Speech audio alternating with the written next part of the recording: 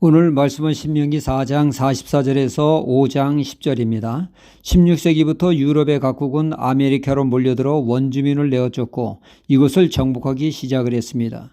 정복으로 인해 경작지는 늘어났지만 그에 비해 일손은 턱없이 부족을 했습니다. 처음에는 원주민을 잡아다가 일을 시켰고 영국에 있는 가난한 사람들을 불러 일을 시키지만 이 또한 한계가 있었습니다.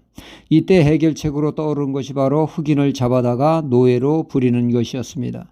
유럽인들은 아프리카 해안가에 배를 정박시켜 놓고 흑인을 사냥하기 시작을 했습니다. 흑인은 곧 돈이기에 최대한 많이 실어야 했습니다.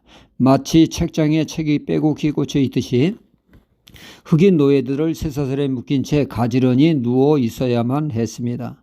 사들인 사람은 노예 등에 낙인을 찍었죠. 마치 물건처럼 말입니다. 흑인 노예들은 사탕수수밭에서 힘든 노동을 하며 특히 설탕 끓이는 60도에 가까운 고열을 견뎌야만 했습니다. 유럽인들은 흑인들의 고통과 희생은 안중에도 없었죠. 흑인 노예의 삶은 짐승만도 못한 삶으로 인권 유린과 노동력 착취를 당하는 혹사당하는 비참한 삶이었습니다. 이들 노예들은 타이에 의해 강제적으로 붙잡혀 한 많은 세월을 살아야 했습니다. 그럼 오늘날에는 노예가 없습니까? 네, 실제적으로 노예가 없어졌지만 그러나 스스로 노예같이 사는 사람들은 많습니다.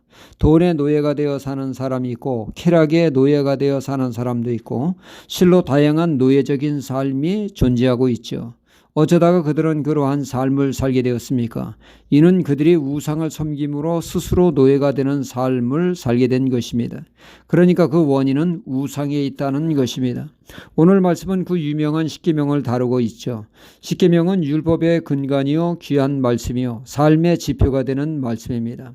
하나님은 1계명에 말씀하시기를 7절에 나 외에는 위하는 신들을 내게 있게 말지니라. 8절에 너는 자기를 위하여 새긴 우상을 만들지 말고 위로 하늘에 있는 것이나 아래로 땅에 있는 것이나 땅 및 물속에 있는 것 아무 형상이라도 만들지 말며 9절에 그것들에게 절하지 말며 그것들을 섬기지 말라 말씀하십니다.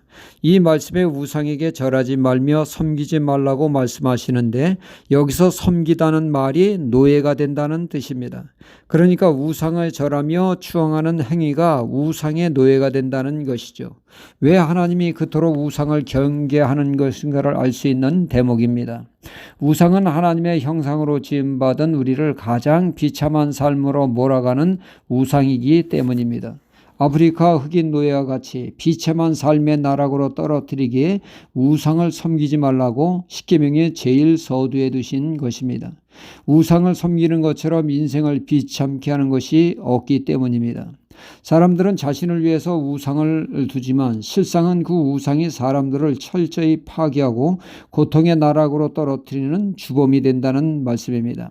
가령 돈 우상을 생각해 보겠습니다. 돈을 우상으로 섬기는 사람을 뭐라고 우리는 부릅니까?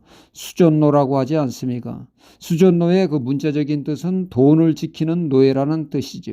현대적인 표현으로는 짠돌이 짠순이라 말할 수 있겠죠. 돈을 우상으로 말끝마다 돈돈돈하는 사람은 돈의 노예로서 삶을 살게 됩니다. 어느 분이 그 500억을 소유한 자산가라고 합니다. 이분이 그 점심으로 한턱 쏜다기에 잔뜩 기대하고 갔더니 달랑 5,000원짜리 국수 한 그릇을 대접하더랍니다. 하도 어이가 없어서 한마디 했다고 하죠. 나는 500억 자산가가 한턱 쏜다기에 잔뜩 기대했는데 국수 한 그릇이 뭐냐고 했더니 그 자산가가 눈을 동그랗게 뜨고 하는 말이 내가 무슨 돈이 있느냐고, 삼성의 회장이 가진 돈에 비하면 내가 가지고 있는 돈은 돈도 아니라고 오히려 역정을 내더랍니다. 그 부인은 아파도 병원도 한번 제대로 못 간다고 하소연을 한다고 하죠. 무슨 돈이 있다고 병원 갈 생각을 하느냐고 핀잔을 주어 아파도 꾹꾹 참고 산다는 것입니다. 우상은 우리의 삶을 가장 질 낮은 삶, 노예가 되도록 만듭니다. 비참한 삶이 되게 합니다. 그러기에 하나님은 그토록 우상을 경계하라고 하신 것입니다. 여러분의 우상은 무엇입니까? 무엇을 하나님의 자리에 놓고 있습니까? 우상은 우리로 노예를 만들고 우리가 예수님을 주인으로 모시고 우리가 그리스도의 종이 될 때 그곳에는 진정한 자유와 평강과 은혜가 있습니다. 죄의 종, 우상의 종은 바로 현대판 노예가 되는 삶이 되어집니다. 고로 우리는 우상을 경계해야겠습니다. 할렐루야.